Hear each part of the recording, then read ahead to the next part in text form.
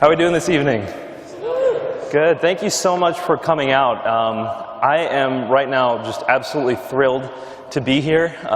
This event wouldn't have happened. It was put together very recently, and it was a joint effort between folks here at Emory University as well as at RZIM, and so I'm thrilled. Thank you so much for organizing this. Can we give all the volunteers and all the organizers a round of applause?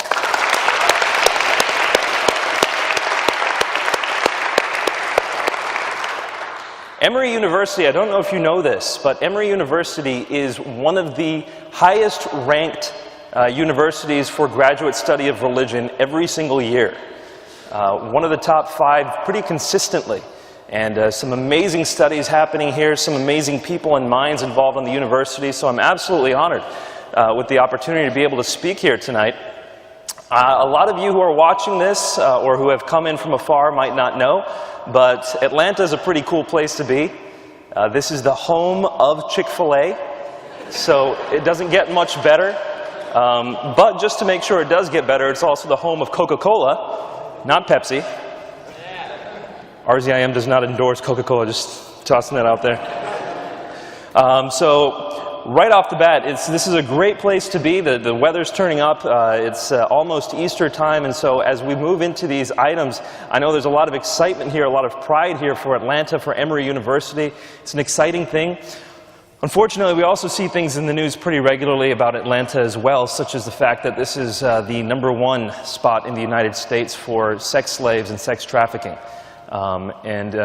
This is something that only continually seems to get worse.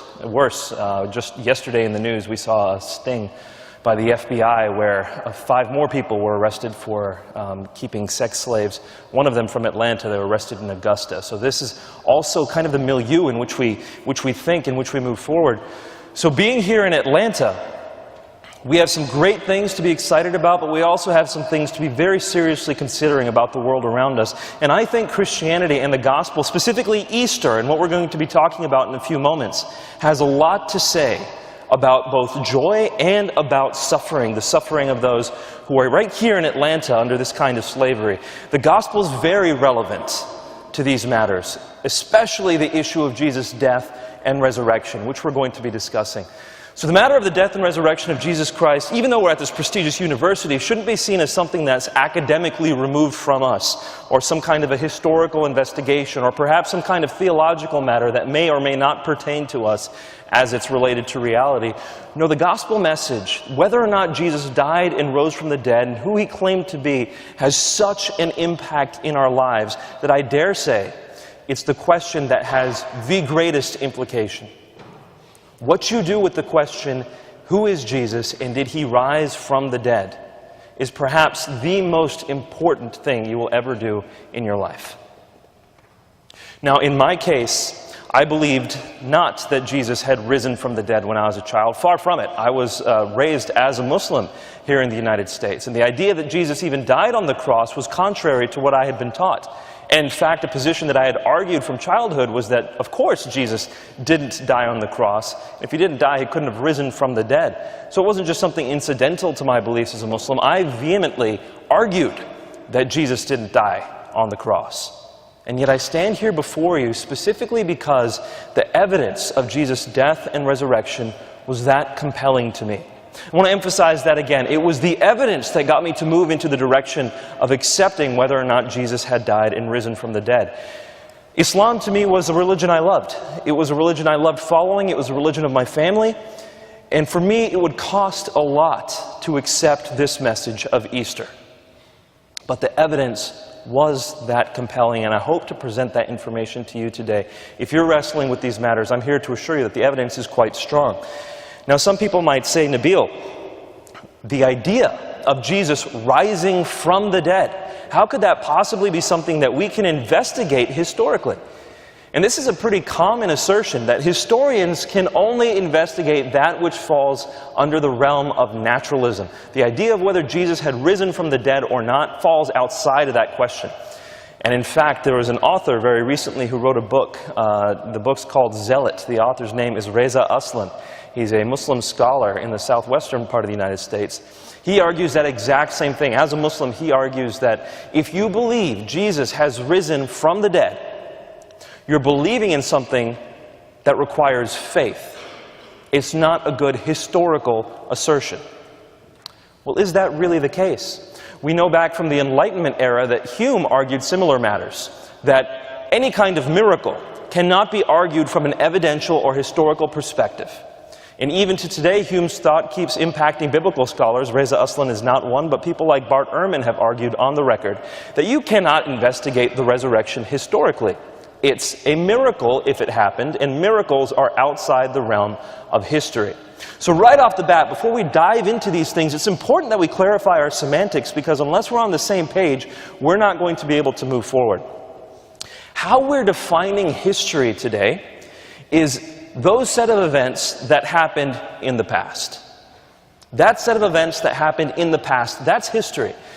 The narrow definition of history, that set of events which we can only explain naturalistically, is what a lot of historians assume before they address the question. Well, you can see the problem right off the bat. If historians assume that history has to be done naturalistically, apart from any miracles, then before you've even looked at the question, did Jesus rise from the dead, you've already answered it by saying, no, that's not a historical thing we can take a look at. Are you with me so far? The lights are pretty bright, but I can see you, and I'm going to be using you to gauge whether you're following me or not. So far, are we together on this one?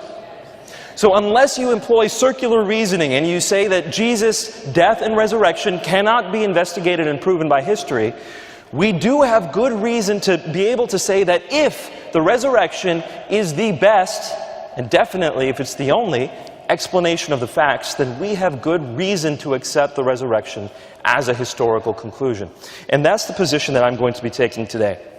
The last thing I'm going to look at before delving into the evidence is, what about this idea of faith and religion? What about that? Because the Protestant motto has been, it's by grace and faith alone that we are saved. Saved by faith in the grace of Jesus.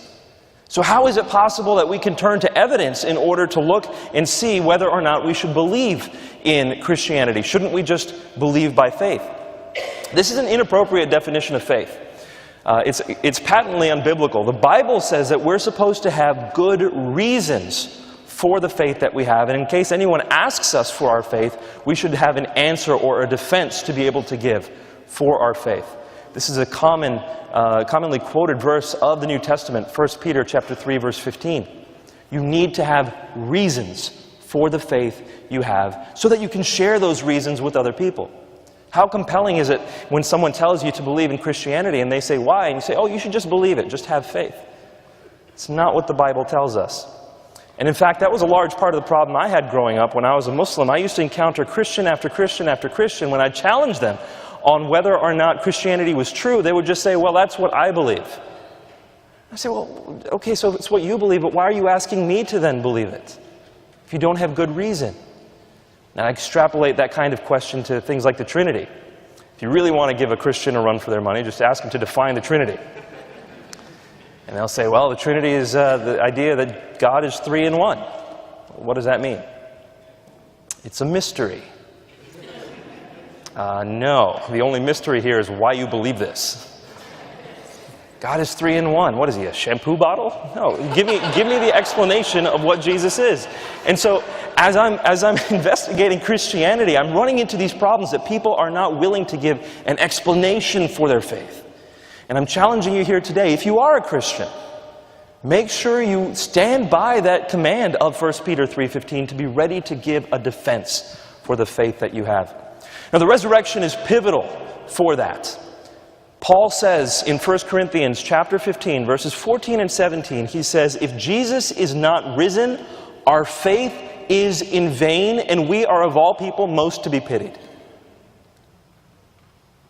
Notice he's not saying whether Jesus is risen or not, this belief helps us get through life, which is how a lot of people interpret religion, as a crutch to help you get through life, as a crutch to help you deal with death. That's not what Paul is saying. Paul is saying the exact opposite. If this did not happen, if Jesus is not risen, our faith is in vain, and we are of all people most to be pitied. We're deluded. We're following a lie if Jesus is not risen. So you take a look at what Paul's asserting, and he is saying that the resurrection is the linchpin of the Christian faith. Well, what about those in the book of Acts? What about Jesus? What do they have to say about the resurrection? In the book of Acts, when people start preaching the gospel, what you don't hear them saying is, do you know you're going to get to heaven? Do you want to be saved? Do you want to live a better life? That's not the kind of thing they're saying. You see, the very first sermon from Peter in Acts chapter 2 was explicitly about, at its culmination, the resurrection. This man Jesus has risen from the dead. Repent and be baptized for the forgiveness of your sins. The resurrection. As you continue through the book of Acts, time after time after time, it's the resurrection that people are pointing to. And you might ask me, well, Nabeel, what if it's just to a specific audience? You know, Peter was talking to the Jews in that occasion. Maybe the Jews are thinking about resurrection in a certain way, and therefore it's Peter just addressing the Jews. No, interestingly enough, the first time we see something on a scale towards philosophers and towards thinkers in the Greco-Roman world is in Acts chapter 17. And here Paul is in Athens, in the Areopagus. He's speaking to not Jews, but exactly to Greco-Romans, to Stoics. As Paul goes along, he even quotes basically Greco-Roman poetry. Menander is quoted there. You also see some things that are said which are very close to the writings of Seneca, a Stoic philosopher. So you see Paul interacting with Greco-Roman poetry and philosophy, but as he does that, the culminating message once again is Jesus' resurrection. We believe in this because this man Jesus rose from the dead. Now, how does it work? How does it work? Jesus himself was asked the question. In Matthew chapter 12, Jesus was asked the question, why should we listen to you? Essentially, that's what the question was asking. People were, literally, so I can be more accurate to the source, people were saying to Jesus, Jesus, show us a sign. Show us a sign for why we should listen to the kinds of things you're saying. Jesus had just exorcised a demon-possessed boy. So they're like, show us a sign. He's like, did you not see what he just exorcised a demon? And then he responds to them and he says, an evil and adulterous generation asks for a sign. Essentially, you're ignoring this. I will not give you any sign except for the sign of Jonah. For as Jonah was in the belly of the whale for 3 days and 3 nights, so shall the Son of Man be in the heart of the earth. What is Jesus saying? He's saying, I'm going to give you one proof for the claims I am stating, and that is that as Jonah was apparently dead in the heart of a whale, I am going to be dead in the belly of the earth. Sheol is the word that's used. Sheol is the Hebrew word for the grave. But then I'm going to return. Just as Jonah returned, I am going to return. The resurrection is Jesus' statement, his proof, his epistemically provided evidence that he is actually who he claims to be. The fact of the matter is, there are a lot of religious claims where people can be just given a set of beliefs. I remember when I was talking to a Buddhist, this was my friend, I went to Old Dominion University for my undergraduate, and I had a Buddhist friend named Zach. And one day I asked Zach, and this is while I was preaching Islam to him, and I said, Zach, I've given you good reasons to accept Islam. Why should I be a Buddhist? Why should I accept the faith that you follow? Can you give me your reasons? And he said, Nabeel, I don't think you're seeing Buddhism correctly. Buddhism isn't the kind of religion that provides people reasons to believe it. It's a path that you can follow, and if you choose to follow it, you can. And I said, well, thank you. I won't. Because I need a reason to change everything that I'm doing to follow what you're doing. I need it to at least be better somehow, or to be grounded in some kind of truth. And Buddhism isn't that kind of religion, or philosophy if you want to call it. Hinduism is the same thing. It's not providing you any kind of epistemic proof for its claims. And frankly, Judaism works in the same direction. Judaism works off of testimony from further back, what people have said and passed down to their children. If you remember in the book of Joshua, it's told for people to build altars of rocks so that they can pass to their children the things that God had done. But at no point are they challenging others to find evidence for their faith. This is something that's very limited to a few religious beliefs, and Christianity is one of them. Now, you would rightly be critiquing me right now if you said, Nabeel, you're quoting the Bible pretty willy-nilly. I'm not a Christian. I don't believe in the inspiration of the Bible. Why should I accept these references that you are giving? Fair enough. And that was, in fact, the exact same challenge I gave when I was a Muslim. I don't believe in the Bible. I don't believe in its reliability. So why should I listen to the quotations you're providing? Let's look at the nature of the evidence, the historical evidence that we're going to use to build the case for the resurrection before continuing. The Bible is not one book. Some people approach the Bible as if it was one writing, and if it's biased, we throw it out, we can't use it. That is a very short-sighted way to see the Bible. The Bible is actually 66 books, 39 Old Testament, and then Jesus comes, and you have 27 New Testament books. Those books have different genres. They say different things in different ways. I'm not saying contradictory things, but they're saying different things in different ways. They have different voices in different genres. For example, you read the book of Ecclesiastes and Lamentations, those two books, you read that differently from how you would read, say, the book of Romans.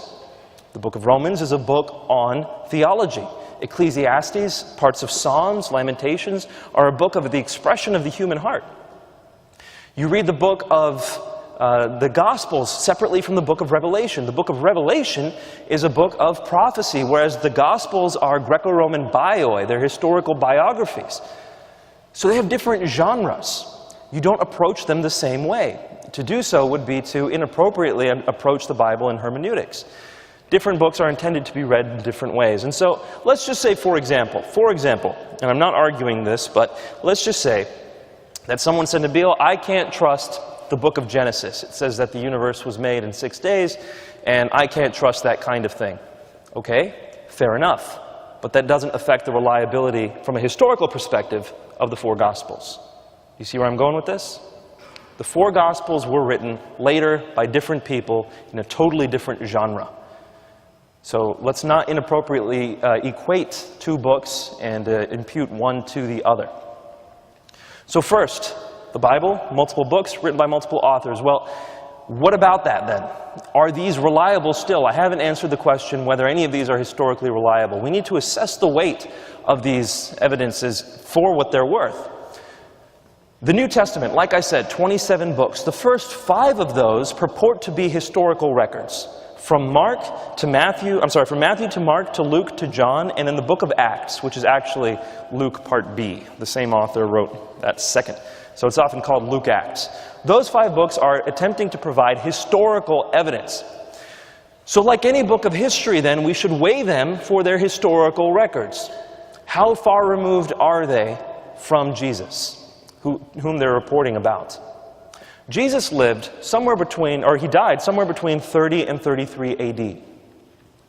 The Gospel of Mark, which is the first of the 4 Gospels to have been written, is at latest dated 72 AD. At latest. A lot of scholars, I as well, am very comfortable dating it around 50 AD, mid-50s, late 50s, somewhere around there. Some people move it even earlier, and they have good reason to do that, by the way. If you have any questions about this, we're going to have a Q&A time. I think there's good reasons to see portions of the Gospel of Mark coming from the 30s, so within 10 years of Jesus' death. But I'm trying to be as amenable to the skeptics as possible and say, even if it is 40 years after Jesus died, that's still within the lifetime of his companions. It's still within the lifetimes of the community of people living around Jesus. And so if the early Christian community is passing this stuff around, they are there to correct any kind of historical inaccuracies. They're still alive. Matthew and Luke come within the next few decades. John is written somewhere between 90 to 95 AD. Again, at the latest. Some of the greatest biblical scholars alive today, such as Daniel Wallace, who's at Dallas Theological Seminary, he would put the Gospel of John no later than the mid-60s. So some people even put it that early, but at the latest, people put it at 90 to 95 AD. That's within 60 years of Jesus' life. And we know people like Polycarp, like John, lived into their 90s and 100s, so they're people still alive from Jesus' time, even when John's Gospel is being written.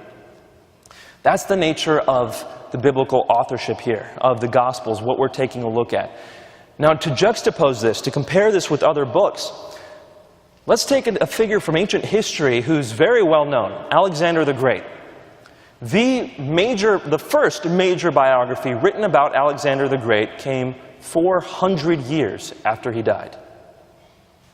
So you compare something like 40 years to 400 years, there's no comparison. Now, I'm giving you 40 years for the Gospel of Mark, but the fact of the matter is the Gospels aren't the only things we can use for the historical evidence here, and we are going to use more. There was somebody who wrote even before the Gospel of Mark was written, and his name's Paul. Paul wrote letters which obviously were written before he died. Kind of hard to write them posthumously, unless he too had risen from the dead, but that's not the investigation tonight. Paul's letters, therefore, are written earlier than 65 AD. Some of his writings, though, contain doctrines and codified proclamations from the early church that he was quoting. So, for example, if I quote something in a letter, let's say I quote the preamble, or if I quote the Bill of Rights, whatever, I quote something from the late 18th century in my writing, that's still from before. Even though my writing is from the 21st century, I'm quoting something from earlier than that. Paul does the exact same thing in some of his writings. One of these is a very well-known creed from 1 Corinthians chapter 15, verses 3 through 8. 1 Corinthians 15, verses 3 through 8. Let me give you the context here.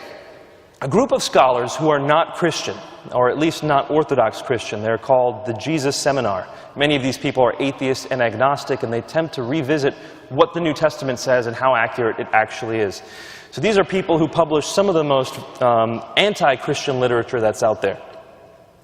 They were investigating the New Testament to grade whether certain verses are historically reliable and whether certain verses are not. When they came to 1 Corinthians 15, verses 3 through 8, they concluded that these verses are so early that they come from within a decade of Jesus' death. Like I said, these are not Christian scholars, or at least not what we think of when we think of Christian scholars. They're saying within a decade or so of Jesus' death. Now, some scholars who are very highly respected, such as James D.G. Dunn, he's a retired professor from Durham University in the UK. He goes much further. He says that 1 Corinthians 15, verses 3 through 8, is in fact so early that we can be virtually certain that it was codified within months of Jesus' death. Can we compare 400 years on Alexander the Great to months after Jesus' death? That's about as fast as anything can possibly be from historical times. And if you want me to read for you what 1 Corinthians 15 says in these verses, I will do so. It says this, Paul says, "For I delivered to you as of first importance what I also received, that Christ died for our sins in accordance with the Scriptures, that he was buried, that he was raised on the third day in accordance with the Scriptures, and that he appeared to Cephas, then to the 12. Then he appeared to more than 500 brothers at one time, most of whom are still alive, though some have fallen asleep. Then he appeared to James, then to all the apostles, and last of all, as to one untimely born, he appeared also to me."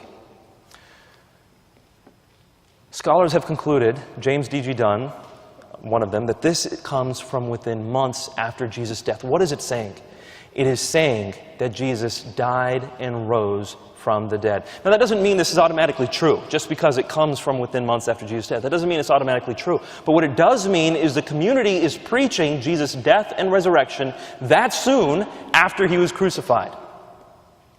And the people who were around at the time of his ministry, the people who claim to have seen him, are still there. Which is why Paul says he appeared to the 500 brothers at one time, most of whom are still alive. Why does he put that qualifier in there, most of whom are still alive? Well, he's telling them, look, if you want to see people who have seen the risen Jesus, go verify what I'm saying. Let their testimony be proof for you that this happened. So, what is the nature of the evidence we're looking at tonight? I still haven't gotten to the point where we build a case yet. We're just taking a look at the nature of the evidence. Do we throw out the Bible beforehand? No. We see it as historical documents, or at least those parts that purport to be historical. Then we weigh them for how reliable they are. We try to sift past their biases, just like we would for any historical document. And we also have portions that are so early that they're within months, theoretically, after Jesus died, or perhaps a decade or so, but still a newsflash according to ancient standards. That's the strength of the historical testimony for what we're going to be looking at tonight. So now that we've seen kind of the weight of the historical records, and we've taken a look at whether or not we can actually investigate the question, Let's take a look at the actual argument. The argument that I'm going to provide for you comes from two scholars, very highly acclaimed scholars within certain circles. One is a distinguished professor at Liberty University. The other is a professor at Houston Baptist University. Their names are Gary Habermas and Michael Licona. Gary Habermas is an amazing man. He himself went through an extended period of doubt regarding the resurrection, and he made it his doctoral research to investigate the historical evidence for Jesus' resurrection in the mid-70s. Since then, he has read every single scholarly article on the resurrection and on the death of Jesus, printed in English, French, and German. He's got a lot of time on his hands, apparently. So he goes through every one in all those three languages, and he catalogs what all these scholars believe. Over 3,500 articles he's read, cataloging what scholars believe. Now, which scholars is he referring to? Atheist, agnostic, skeptical, Hindu, Jewish, Christian, across the theological spectrum. He takes what all of them write and he catalogs what they conclude. What he has found is that certain facts about Jesus' death and resurrection, or at least the time surrounding his death and resurrection, are so commonly adhered to, not just by Christians, but by non-Christian scholars, that they're virtually unanimous amongst those who are studying the historical Jesus. Once again, there are certain things that pretty much everyone who studies Jesus agrees about Jesus. One of those facts is that Jesus died by crucifixion. About Jesus' death by crucifixion, you have scholars across the board, once again, who agree that it happened. People like Paula Fredrickson, who's an agnostic or an atheist. You have people like Marcus Borg, Bart Ehrman, who's himself agnostic, saying things like this, that Jesus died by crucifixion is as sure as any historical fact can be. If there's anything we can know about the historical Jesus life, it's that he died by crucifixion. So the scholars across the board are saying fact number one, Jesus died by crucifixion. Fact number two that Gary Habermas points out is that the disciples of Jesus truly believed he had risen from the dead. The disciples truly believed Jesus had risen from the dead. Again, that doesn't mean he had risen from the dead, but they actually believed it. They weren't lying about it. And fact number three, that not just the disciples of Jesus believed that he had risen from the dead, but enemies of Jesus, specifically Paul, who was Saul of Tarsus, who was arresting Christians at the time, and also those who didn't follow Jesus, such as James, his brother. We know from the Gospels that James was not a follower of Jesus during his lifetime, and yet all of a sudden he becomes a follower of Jesus to when he's willing to die for the fact that Jesus had risen and appeared. So these three facts, Gary argues, as well as Michael Licona, argue that are solidly established within the historical record. So let's take a look at the reasons why we can believe that these three facts occurred.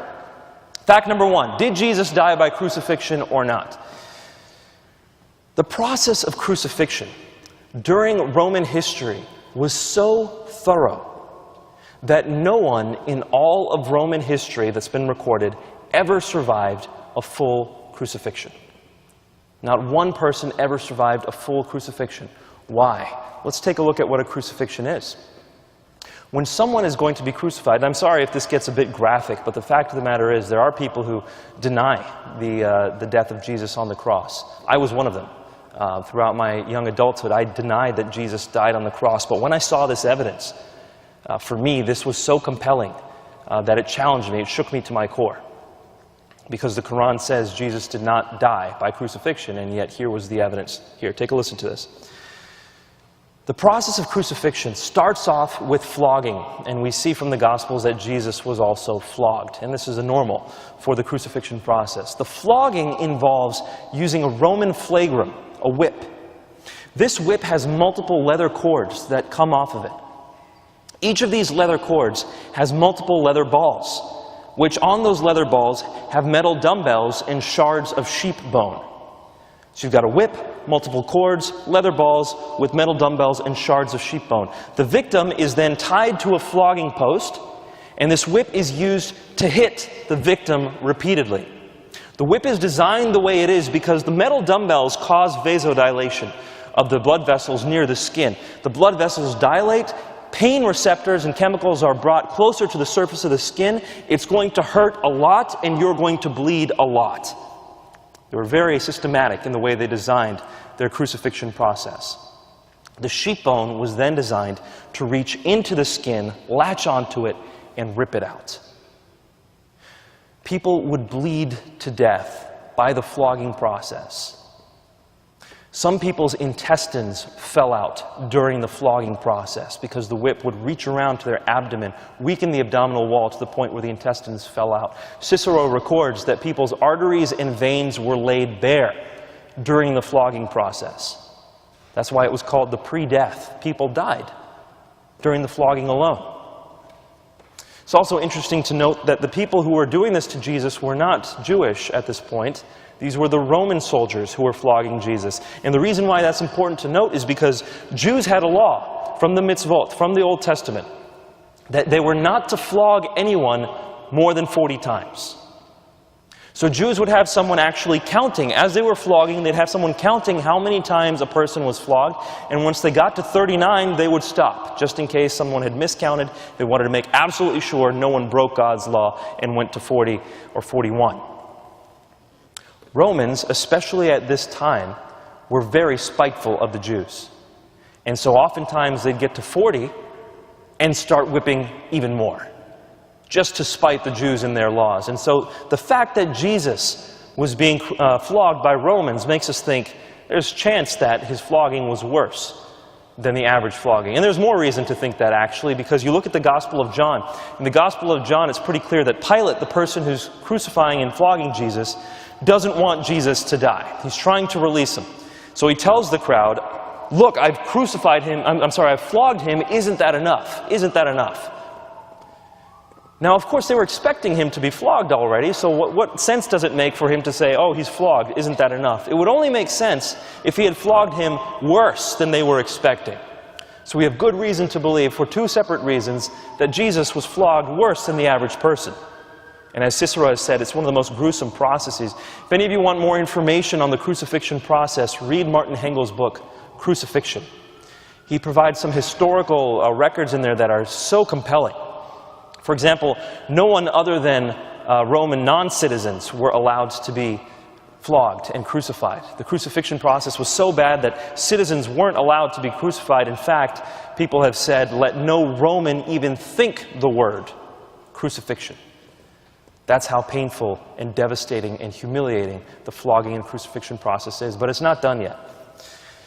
After a person's skin is hanging off from them in ribbons, they are then placed on a cross. Now, that's not a gentle process by any means.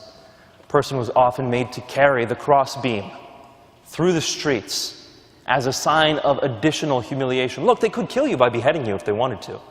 The crucifixion process is designed to humiliate you and weaken you and prolong the process of death.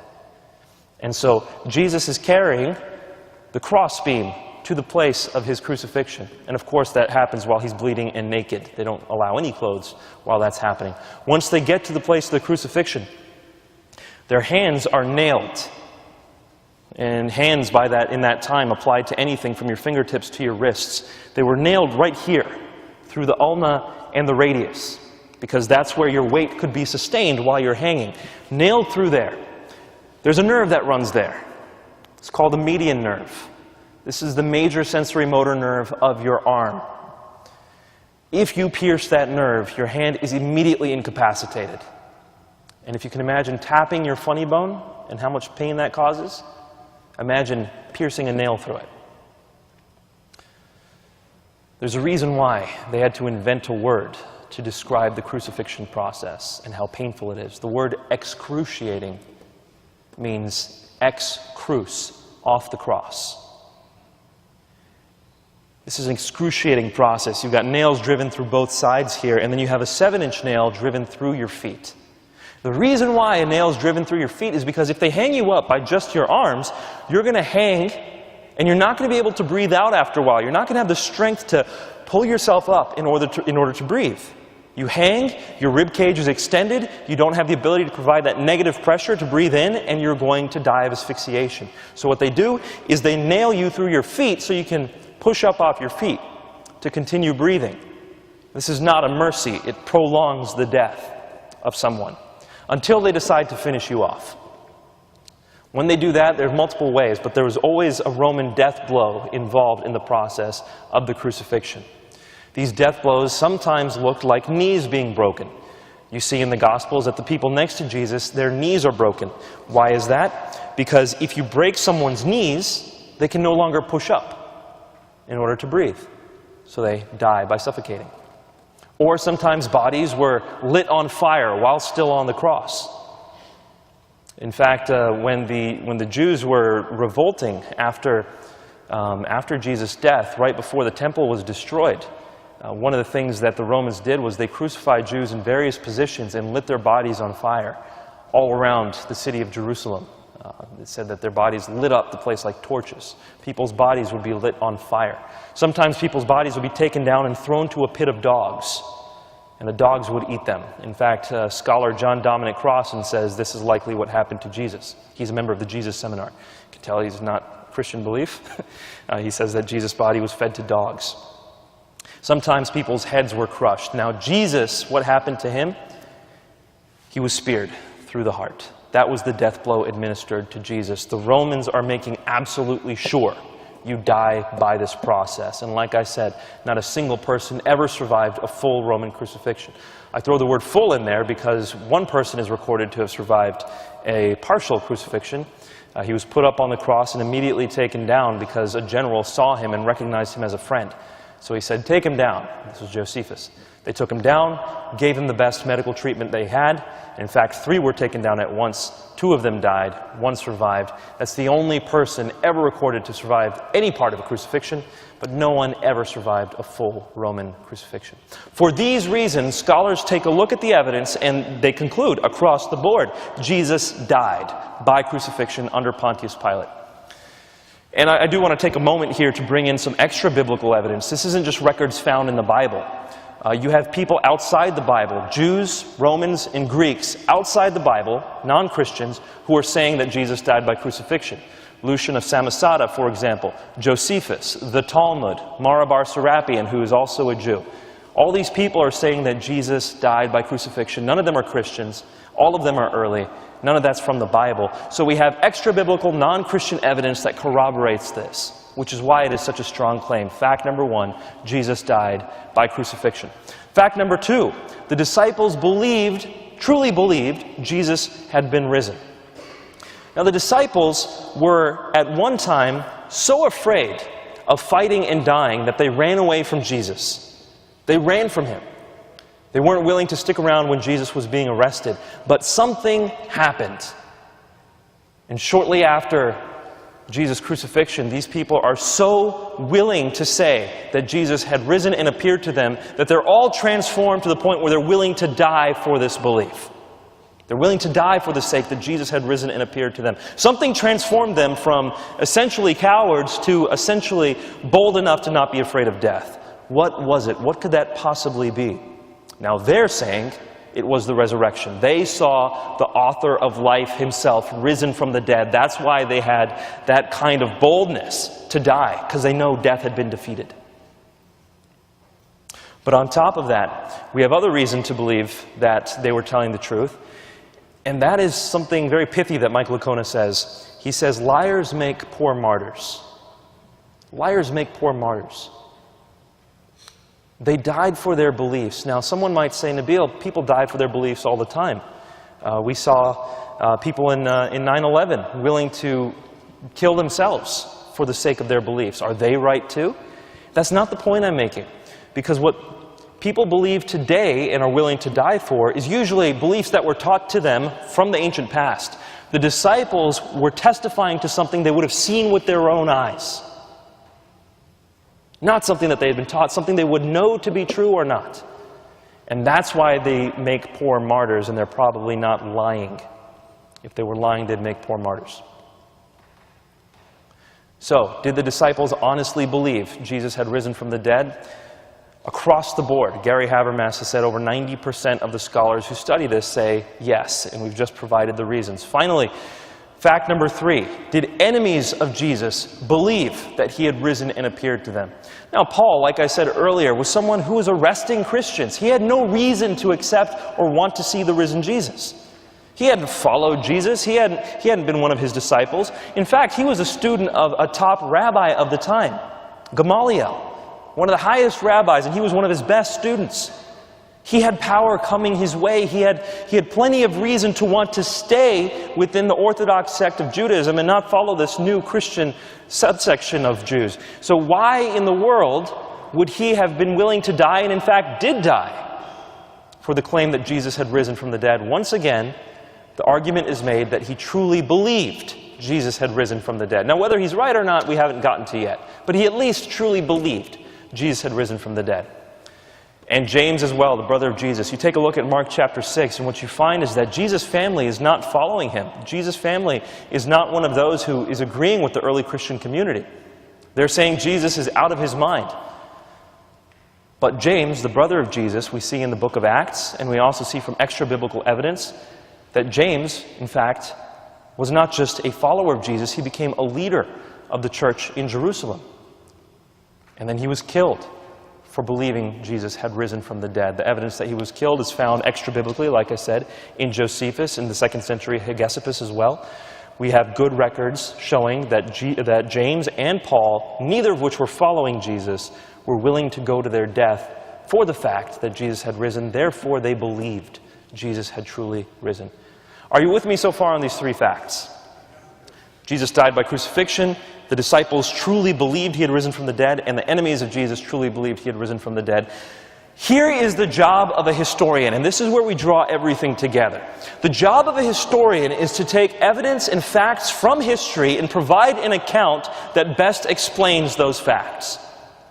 You see an array of facts. What theory best explains those facts? If you have a theory that strains the facts, that's a bad historical conclusion. If you have a theory that accounts for the facts very well and comfortably, that's a good historical conclusion. Now, it should be said up front, no theory accounts for all the facts perfectly, but some definitely account for the facts better than other theories do. So what theory can best account for these 3 facts that we have just investigated, that virtually all scholars across the board who study this matter are in agreement with? I'm positing tonight, based on the minimal facts argument of Habermas and Lakota, that the only hypothesis that answers these facts well is the resurrection. No other hypothesis comes even close to explaining these facts. That's my argument tonight. Now let's assess that for a moment. The hypothesis of the resurrection. Does it explain fact number 1, that Jesus died on the cross? Yes, it accounts for that. Jesus died on the cross. Number 2, does it explain that the disciples of Jesus truly believed that they had seen him risen? Yes, it does. If Jesus rose from the dead and they saw him, that explains why they truly believed that they had seen him. Fact number 3, does it explain that enemies of Jesus truly believed that they had seen him risen? Yes, once again, if Jesus actually rose from the dead, that accounts for all 3 of those facts. It accounts also for why enemies of Jesus believed they had seen him risen. Hypothesis number 2. Now I'll tell you this. Gary Habermas has said that this hypothesis is the most popular hypothesis after the resurrection, but that said, only 5% of the scholars he surveyed believe in this. It's the most popular after the resurrection, but only 5% of the scholars he surveyed believe in this alternative explanation. It's the hallucination theory, that Jesus' disciples had followed Jesus, and they so wanted to see him risen, that after he died, they saw him risen. And how are they explaining this? Well, it's a true medical phenomenon. When people lose loved ones, they often hallucinate their loved one's return. They hallucinate that they're back. So, appealing to that medical phenomenon of hallucinations of the recently bereaved, they're saying that the disciples really saw Jesus risen. They believed that they had seen him risen, but it was just a hallucination. Okay, so that's that hypothesis. Does it fit the 3 facts? Fact number 1. If they were just hallucinating, does the fact that Jesus died on the cross fit? Yes, it fits. It fits that theory. Number two, if the disciples were just hallucinating, does it fit the fact that they truly believed they had seen him risen?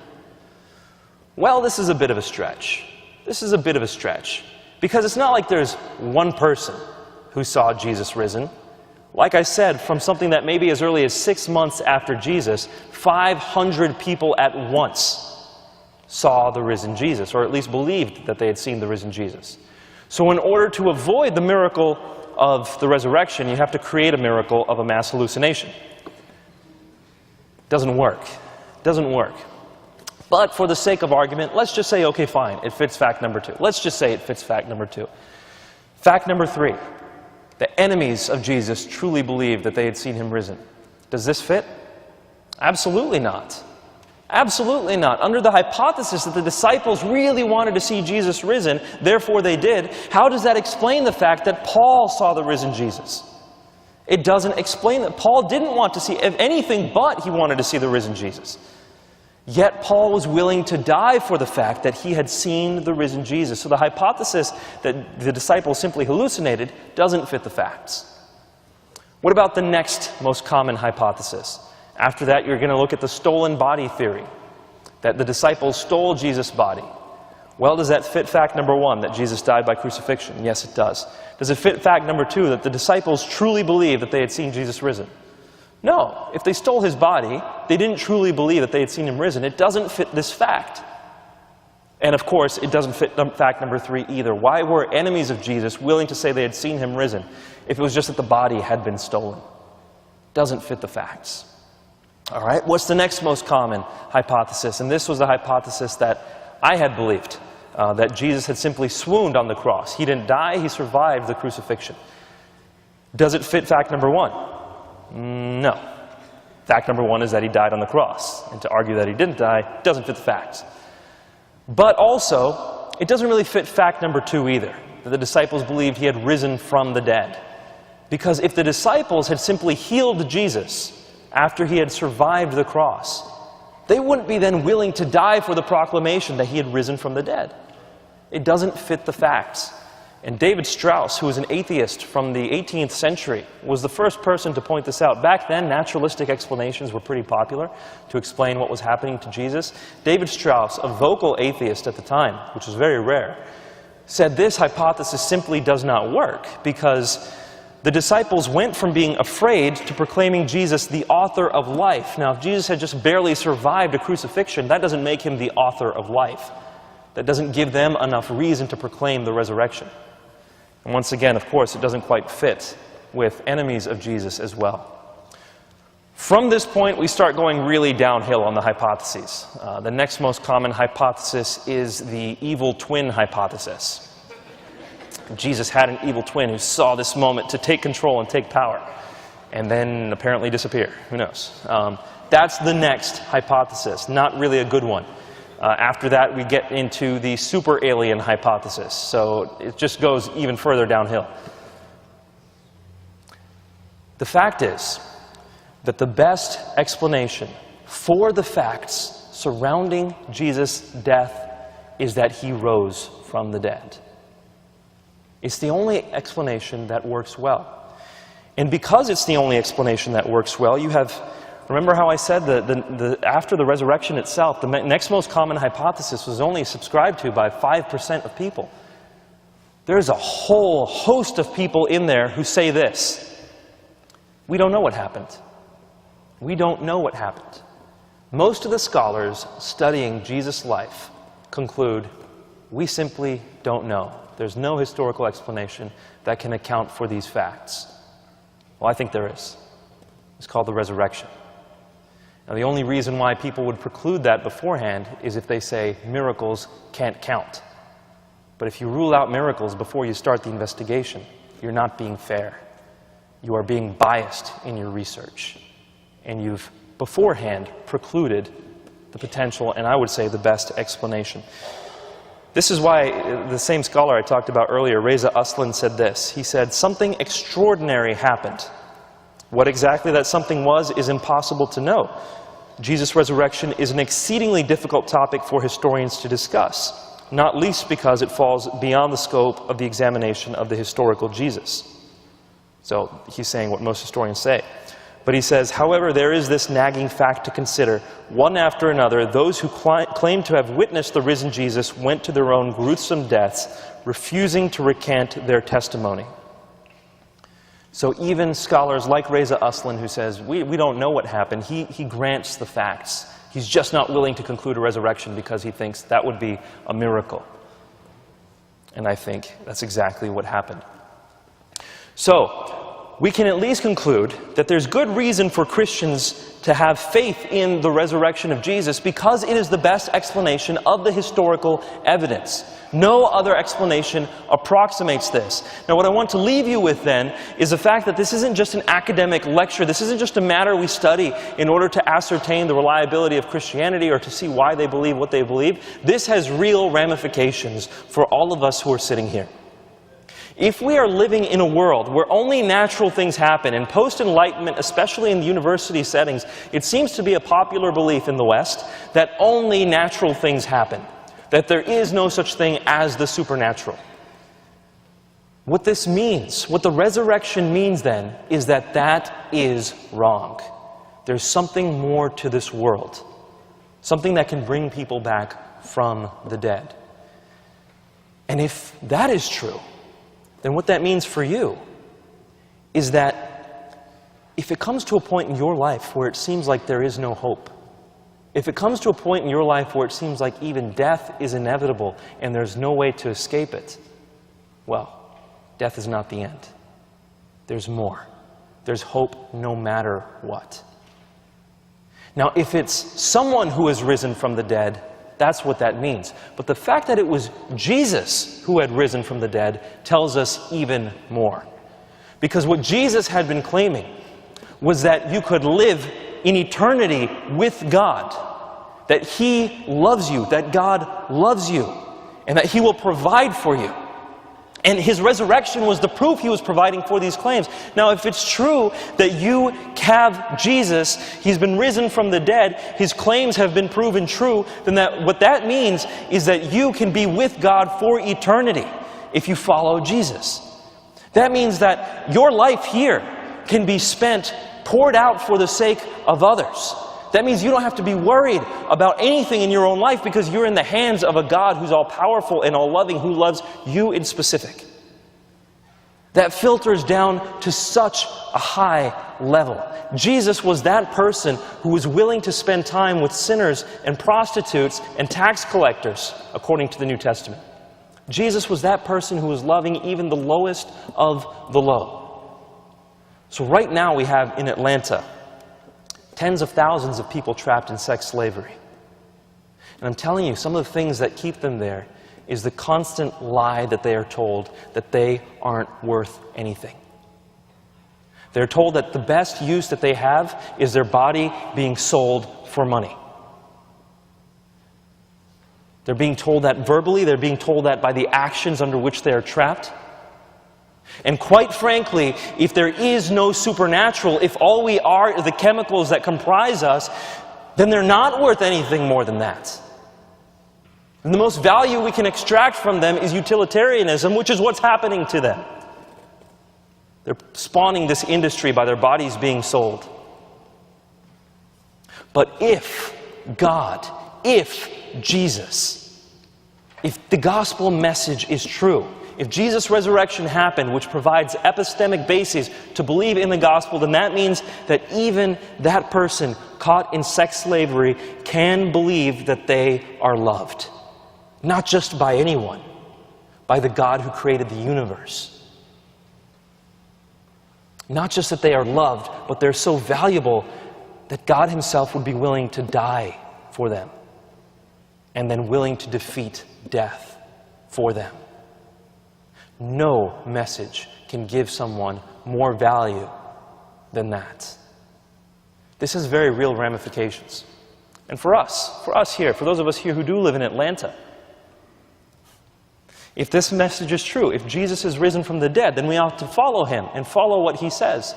And what He says is, be willing to suffer and die for the sake of those who need you. Be willing to pour your life out for those who need you. If Jesus died on the cross for the sake of us, which is what he said, and which is what he would have proven if he had risen from the dead, he tells us, love your neighbor as yourself. Well, who is our neighbor? Those very people caught in sex slavery. He gives us a reason to then empty ourselves out for their sake. And this might be hard to swallow, not just for their sake, but the sake of their captors and the criminals as well. We're supposed to love everyone because they are truly valuable and worthy of love. This all becomes true if Jesus is risen from the dead. This has tremendous ramifications, and I think it's an amazing blessing, speaking from a Christian perspective, that God has given us reason to believe in it. He didn't have to, but the history is that strong that we can have solid reason to believe in it, not just have to believe in it by blind faith, but be able to put our claim on this, on the strength of the historical evidence. And based on that, lives are being transformed. Mine is one of them.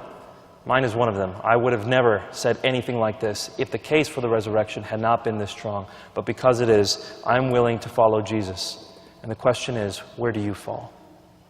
Thank you so much for giving me a hearing. We're going to now go into question and answers. Thanks.